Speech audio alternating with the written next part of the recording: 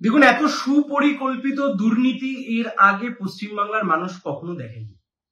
41 পাতার জাজমেন্ট, সেই judgement supreme কোর্টের যে জাজমেন্ট বেরিয়েছে, সেই জাজমেন্ট যদি আপনারা দেখেন, তার ছত্রে ছত্রে উল্লেখ করা রয়েছে যে এসএসসির যে দুর্নীতি তা কত সুন্দর সুপরিকল্পিত, একদম আমলা মন্ত্রী একদম প্রশাসনের উচ্চ স্তর থেকে একদম নিচু তলায় যেখান থেকে টাকা তোলা হয়েছে সব মিলিয়ে কি সুন্দর সুপরিকল্পিত ভাবে একটা দুর্নীতি ঘটানো হয়েছে। এবং সবচাইতে দুঃখের বিষয়, এই গোটা জাজমেন্ট পড়লে আপনারাও বুঝতে পারবেন, মানে এর জন্য খুব বড় আইনজ্ঞ হতে হবে না, আপনারাও যে কেউ এই জাজমেন্ট পড়তে পারেন সুপ্রিম কোর্টের ওয়েবসাইটে গিয়ে, একটা রিপোর্টেবল জাজমেন্ট, যে এই জাজমেন্টেই কিভাবে বলা হয়েছে যে গোটা বিষয়টাই যে আলোচনা হচ্ছে যে সবচাইতে দুর্ভাগ্যের যারা যোগ্য চাকরি প্রার্থীরাও তারাও তাদের চাকরিটা হারালেন।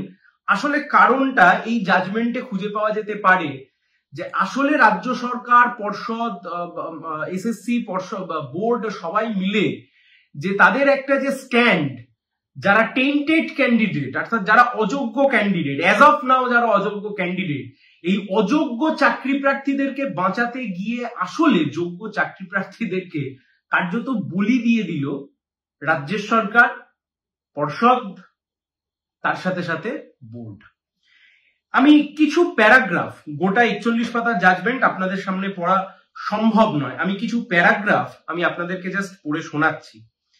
পেজ নাম্বার 6, যেখানে বলছে, on some occasions WBSSC filed affidavits accepting the illegalities and mistakes, be it on account rank jumping or the person being used appointment letters was not one of the selected impaneled candidates.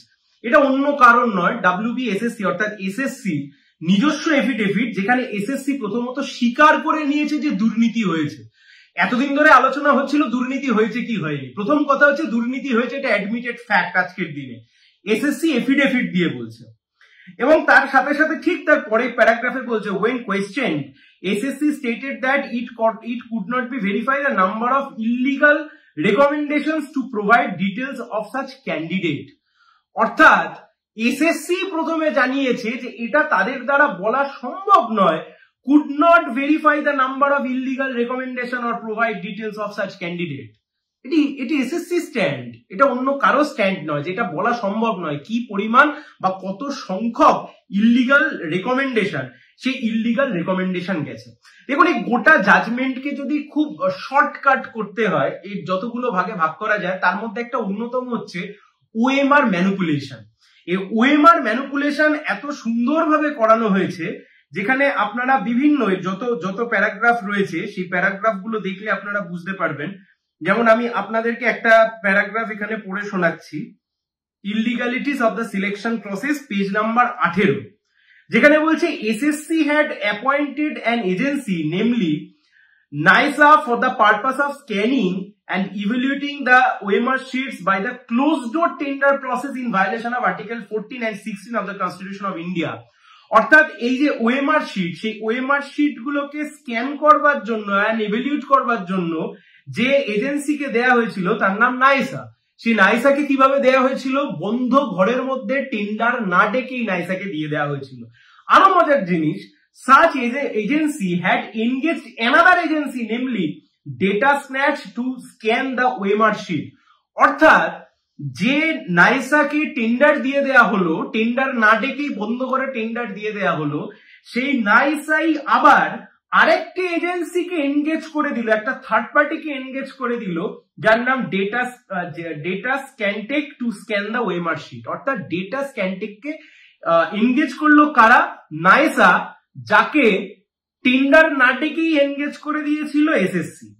তার সাথে ঠিক তার পরের paragraph, although the scanning was done at the office premises of SSC, it is claimed by the SSC that SSC had never engaged Data Scantech to scan OMR sheet or authorized NISA to engage Data Scantech or other agency।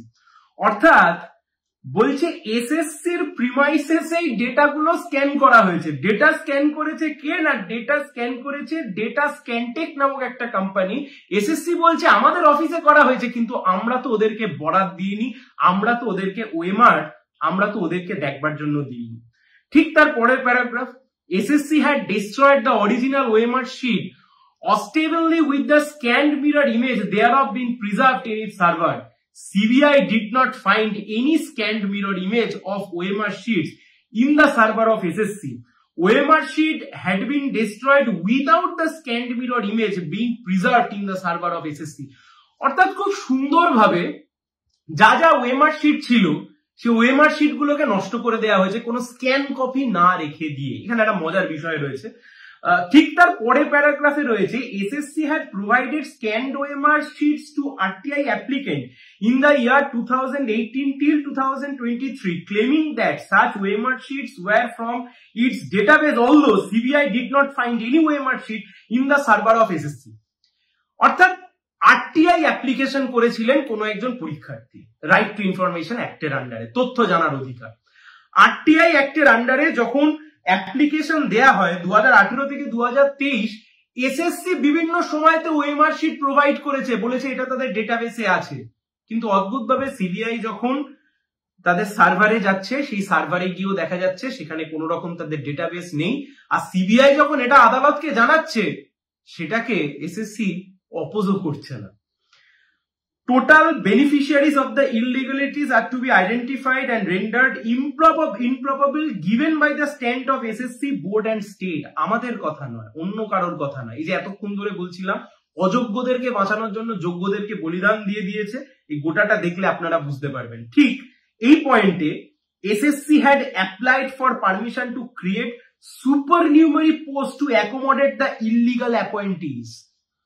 যারা illegal appointees, যারা illegal ধরা পড়ে গেছে, যারা illegal, তাদেরকে বাঁচানোর জন্য supernumerary post. কাদের stand? সরকারের স্ট্যান্ড, এসএসসি স্ট্যান্ড।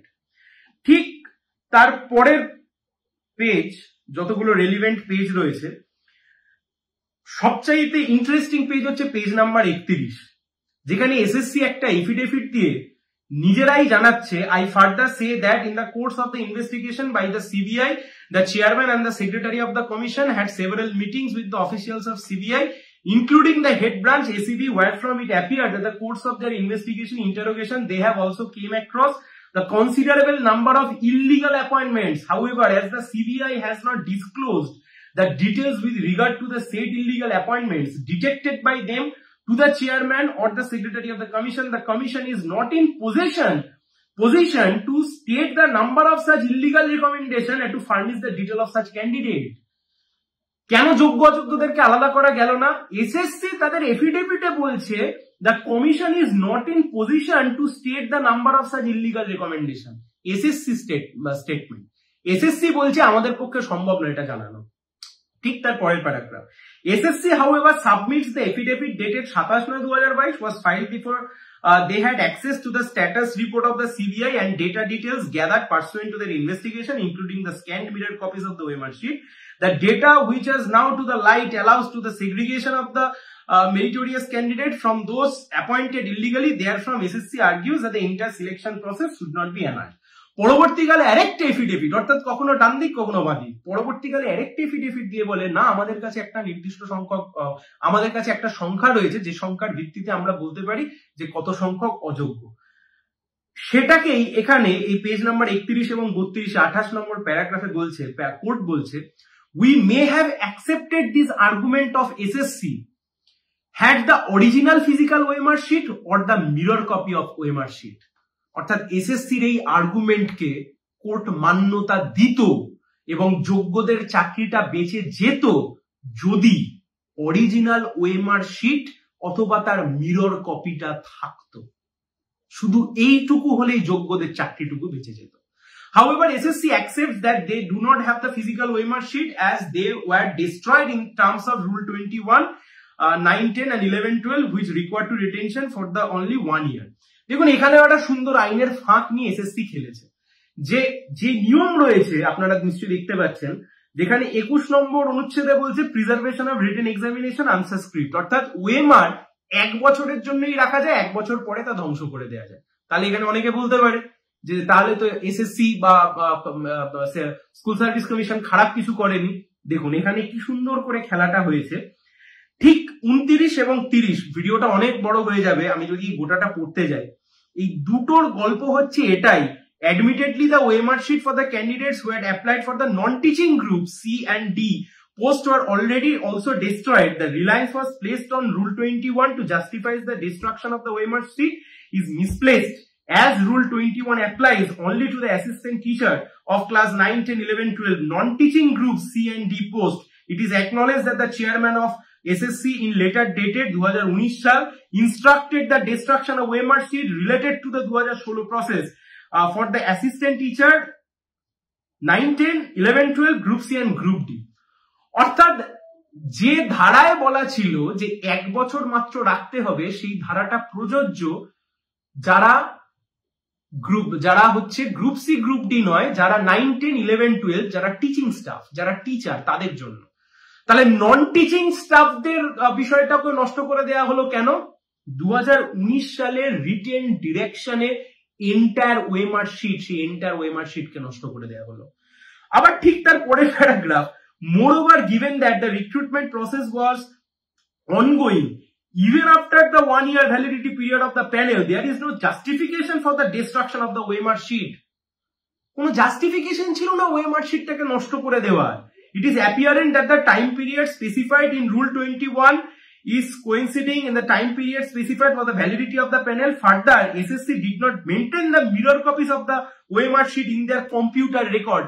অন্তত মিরর কপিটুকু পর্যন্ত ওএমআর শিটের কিছু রাখেনি, তার কারণ এন্টায়ার দুর্নীতিকে কভার আপ করবার জন্য। Thus, the destruction of the physical OMR sheet and the failure to maintain scanned or mirror image OMR sheet significant factor which were rightly taken into consideration by the High Court and we concur. দেখুন, এইটুকুও যদি থাকতো তাহলেও যোগ্যদের চাকরিটা বেঁচে যেত। এই যে বলছিলাম, অযোগ্যদেরকে বাঁচাতে গিয়ে যোগ্যরা আজকে বলি হয়ে গেল। 33 নম্বর প্যারাগ্রাফ, যেখানে কোর্ট নিজে বিস্ময় প্রকাশ করছে। It is peculiar that SSC did not retain mirror scanned copies of the OMR sheet in the electronic records while allowing NISA to keep them. অর্থাৎ খুব অদ্ভুত ভাবে নিজেরা ডিস্ট্রয় করে দিল, কিন্তু নাইসাকে বললো তুমি রেখে দাও। The CBI report dated 2024 indicates that SSC did initially retain, deleted, destroyed.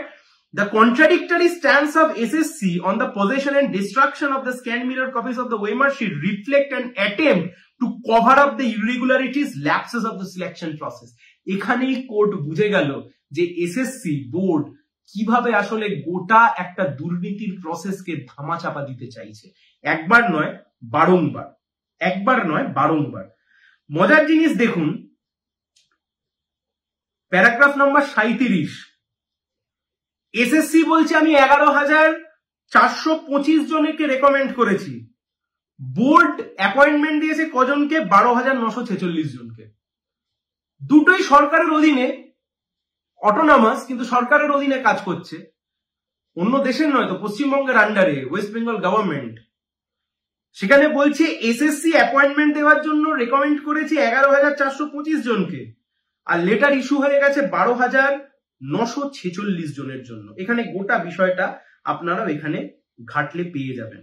আসলে যে বিষয়টা আপনাদেরকে বলছিলাম, যে একটা গোটা অযোগ্য চাকরি প্রার্থীদেরকে বাঁচানোর জন্য যোগ্য চাকরি প্রার্থীদেরকে কি সুন্দরভাবে বলি দিয়ে দিল রাজ্যের সরকার, এসএসসি, স্কুল সার্ভিস কমিশন, তার সাথে সাথে বোর্ড।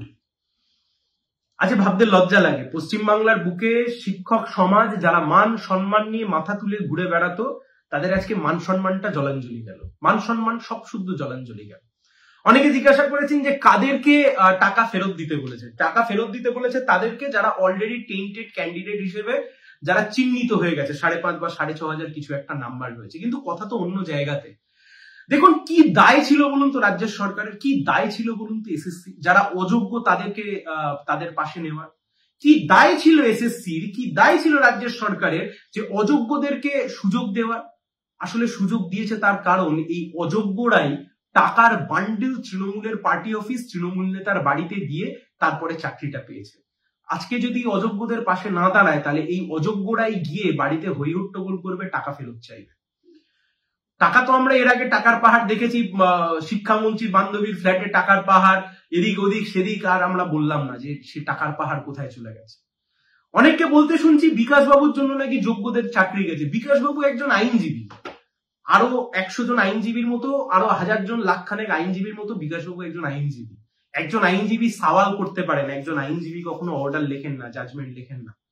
আইনজীবী তার মক্কেলের হয়ে সওয়াল করতে পারেন, জাজমেন্ট দেওয়া হয় বা অর্ডার দেওয়া হয় নির্দিষ্ট তথ্যের উপর দাঁড়িয়ে। সবচেয়ে মজার বিষয় কি জানেন, এই গোটা প্রসেসটা কখনোই রাজ্য সরকার বা এসএসসি বা বোর্ড কখনোই যোগ্য অযোগ্যদেরকে আলাদা করতে চায়নি। রেদার যেটা চেয়েছে, এই যা যা তথ্য প্রমাণ উঠে এসছে টেন্টেড ক্যান্ডিডেটদের, যে তথ্যগুলো উঠে এসছে সেই তথ্যগুলো নাকি কোর্টে এভিডেন্স অ্যাক্ট অনুযায়ী সেগুলো অ্যাকসেপ্টেড নয়। সেই আর্গুমেন্ট হয়েছে সুপ্রিম কোর্টে। সুপ্রিম কোর্টের আর্গুমেন্ট এইটা হয়নি যোগ্য আর অযোগ্যদেরকে আলাদা করে দেওয়া হোক। দুর্ভাগ্যের দিন, কালো দিন, পশ্চিমবাংলার জন্য কালো দিন। বাংলার মান সম্মান, শিক্ষক সমাজের মান সম্মান সবকিছু ধুলোয় লুটিয়ে দিল এই সরকার। লজ্জার বিষয় এটাই যে পশ্চিমবাংলার শিক্ষা সমাজ, পশ্চিমবাংলার শিক্ষা ব্যবস্থাকে রাস্তায় এনে দাঁড় করিয়ে দিল মমতা ব্যানার্জির সরকার, মমতা ব্যানার্জির প্রশাসন। প্রাক্তন শিক্ষামন্ত্রী জেলের ভাত খাচ্ছেন। সুপার নিউমেরি পোস্ট মন্ত্রিসভার সিদ্ধান্ত, সুপার নিউমেরি পোস্ট এসএসসি সিদ্ধান্ত। কাদের জন্য সুপার নিউমেরি পোস্ট? যারা অযোগ্য তাদের জন্য। এটাই ছিল স্ট্যান্ড। আর সেই স্ট্যান্ডের জন্য সব মিলিয়ে এই ওএমআর থেকে শুরু করে সামগ্রিকভাবে আজকে যোগ্য অযোগ্য সবাই একটা ব্র্যাকেটের মধ্যে পড়ে গেল। খারাপ লাগছে সেই সমস্ত মানুষের জন্য, সেই সমস্ত শিক্ষক শিক্ষিকার জন্য যারা দোষ না করেও শুধুমাত্র সরকার এবং পর্ষদের জন্য দোষের ভাগিদার হয়ে গেলেন। সবাই ভালো থাকবেন।